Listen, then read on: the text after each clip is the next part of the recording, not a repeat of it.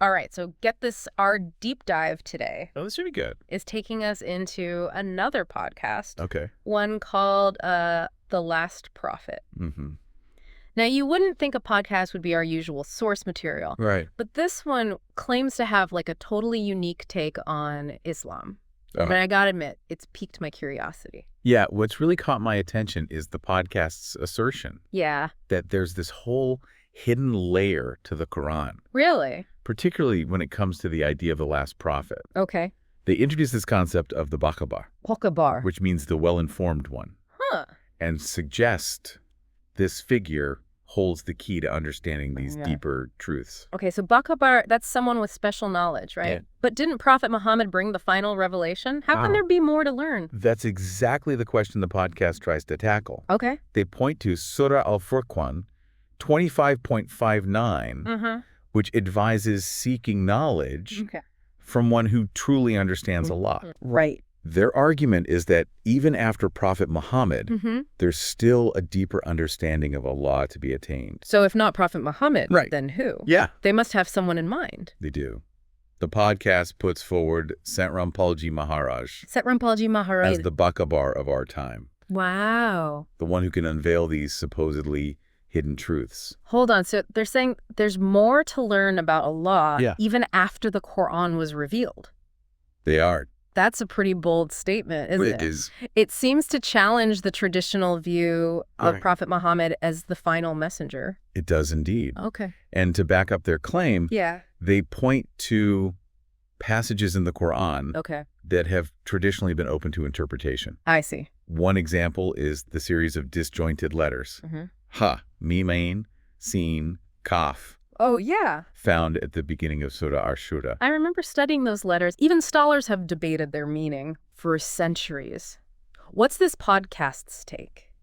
They claim that Sant Rampalji Maharaj has actually decoded these letters. Oh, really? And get this, they say the hidden message reveals the true method of worship, the path to salvation. Wow, that's a huge claim. Yeah. It's like they're saying this Bakabar has a direct line to a deeper understanding of the Quran that even traditional scholars have missed. Exactly. And their reinterpretation doesn't stop there. Okay. They go on to explore the very concept of Allah, drawing on Surah Al-Furqan 25.59 again. Okay. This time focusing on the description of Allah, creating the universe and establishing himself on a throne. I'm familiar with that verse.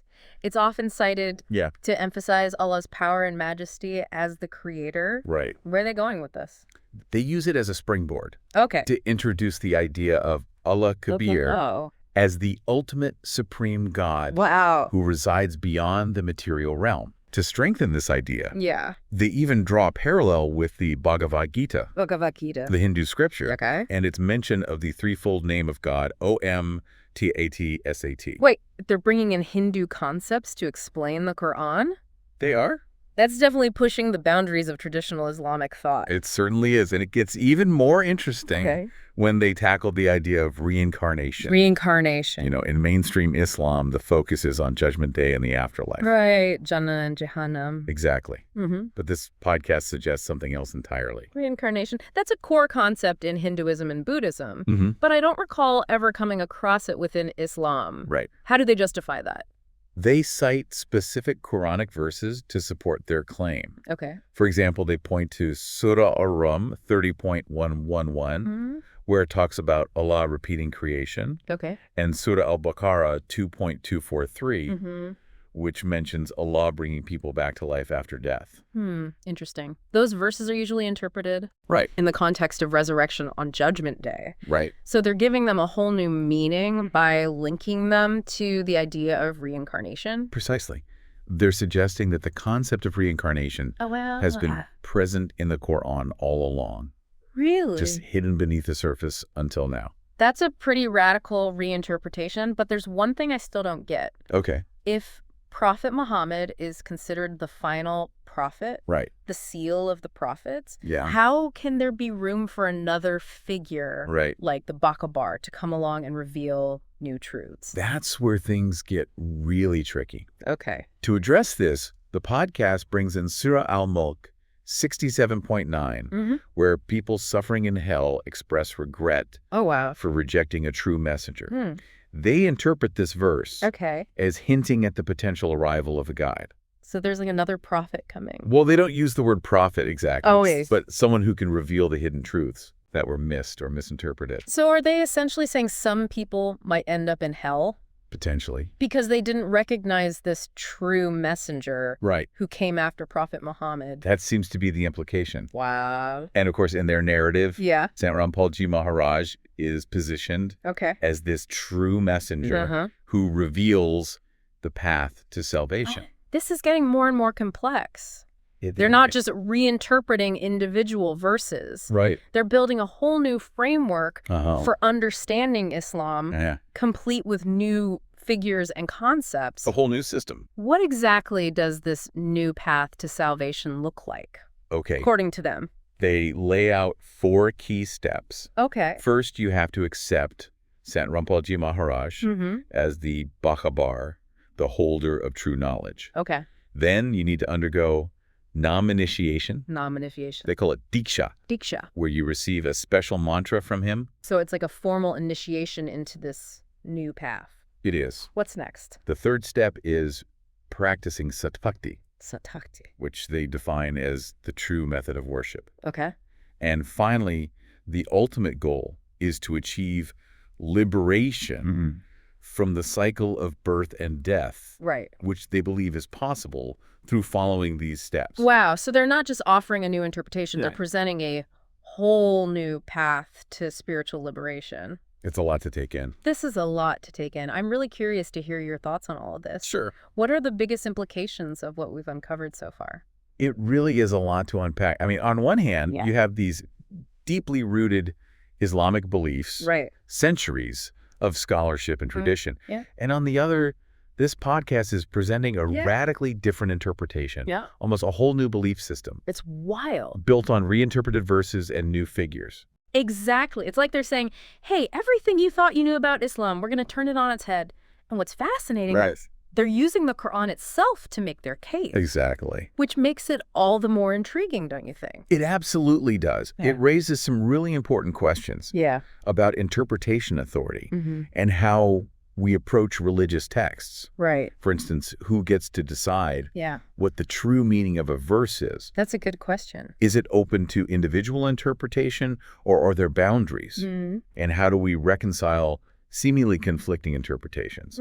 Because if we accept that the Quran can be interpreted in such drastically different way, what does that mean for the very foundation of Islamic beliefs? It's like they're opening up a whole new Pandora's box. It certainly is. And I think that's what makes this deep dive so compelling. It forces us to confront the complexities of faith and belief, to think critically about the sources of our knowledge, and to consider that there might be more to learn than what we've been traditionally taught. I'm also curious about this Allah Kabir concept they're presenting.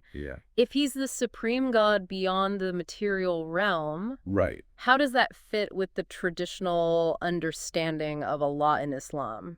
Are they two separate entities, or are they reconciling them somehow? That's a great question, and one that the podcast doesn't fully address.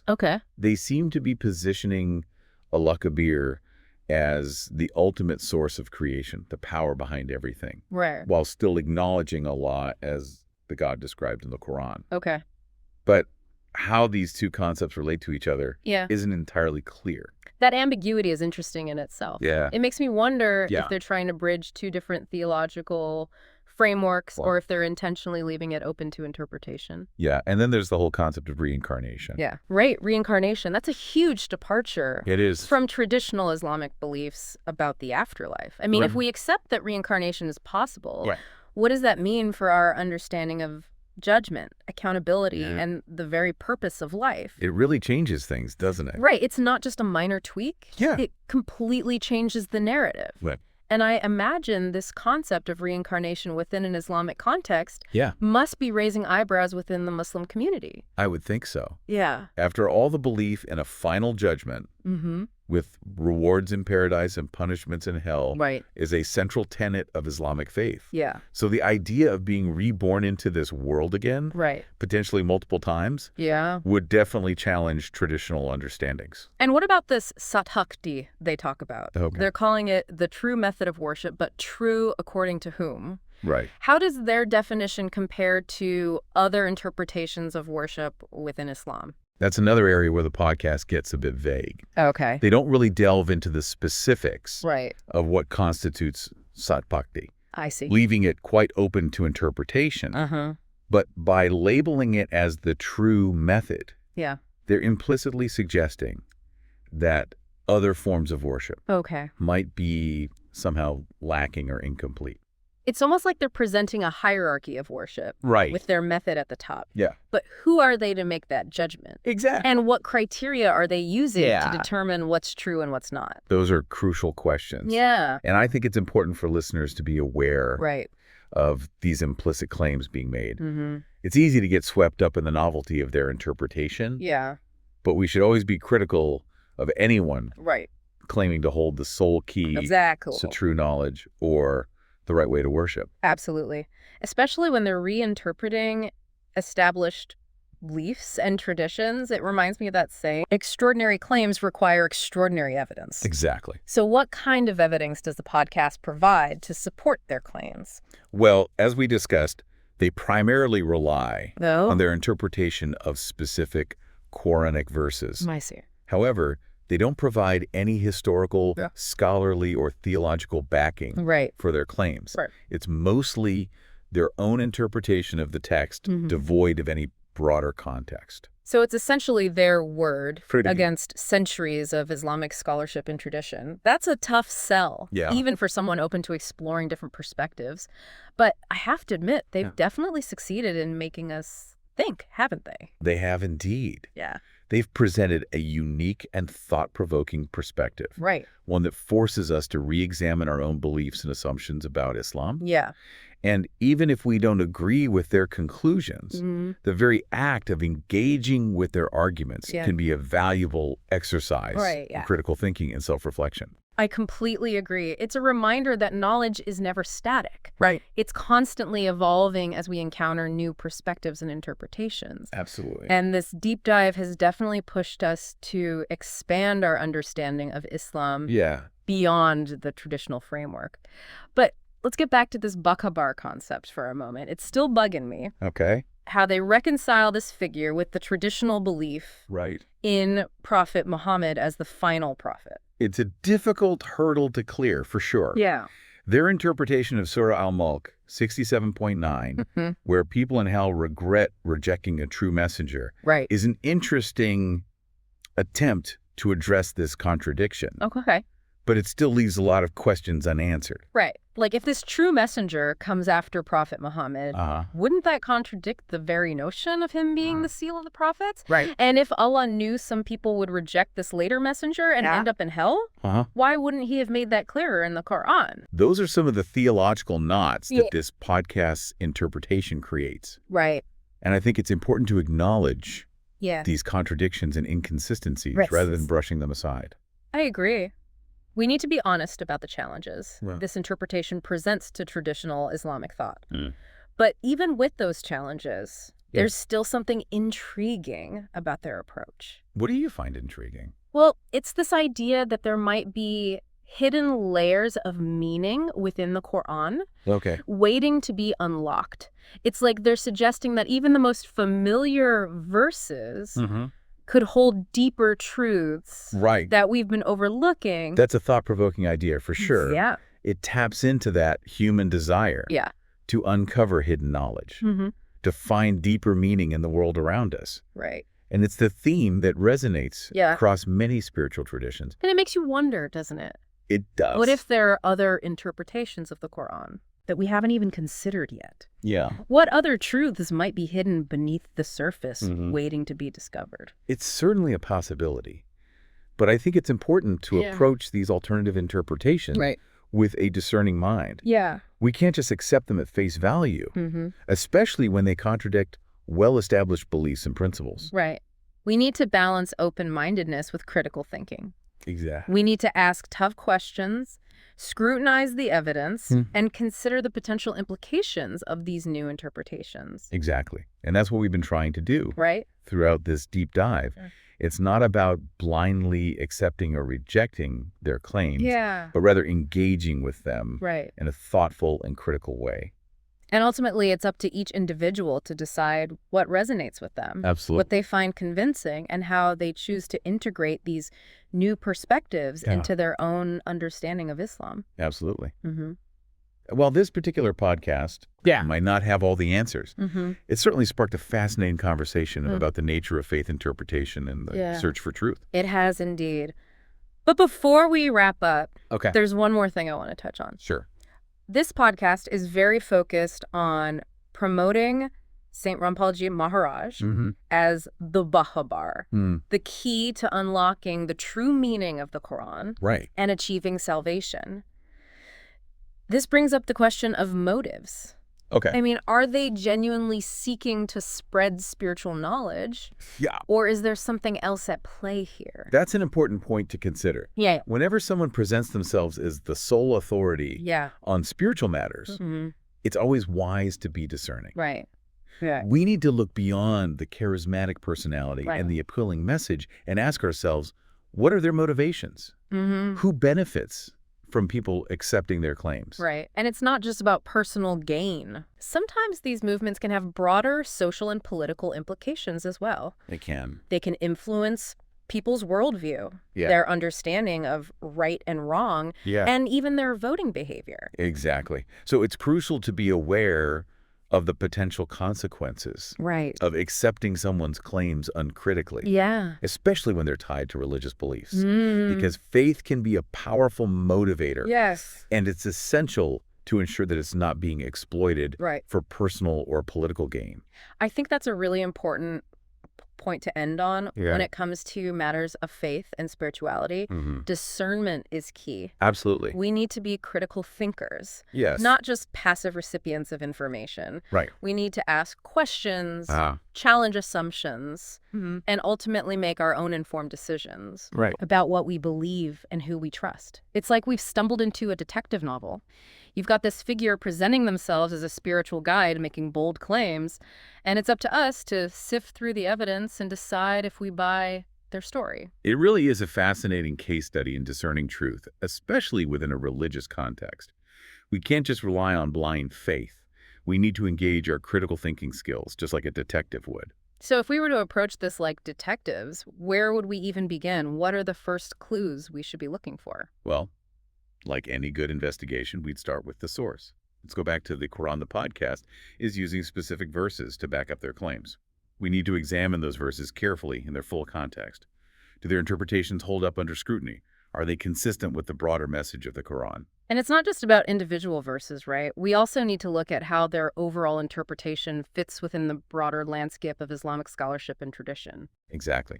Are they building on existing schools of thought, or are they completely diverging from established interpretations? And if they are presenting something radically new, what's their justification? What evidence do they offer beyond their own interpretation? It's like piecing together a puzzle. We have to see if their interpretation fits or if it creates more holes than it fills. And beyond the textual analysis, we also need to consider the impact of their teachings. What kind of community have they built around them?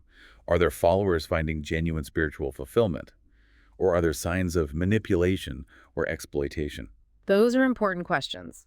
After all, a true spiritual path should lead to positive transformation both individually and collectively. Absolutely. We need to look at the fruits of their teachings. Are they promoting peace, compassion, and understanding? Or are they sowing division and discord?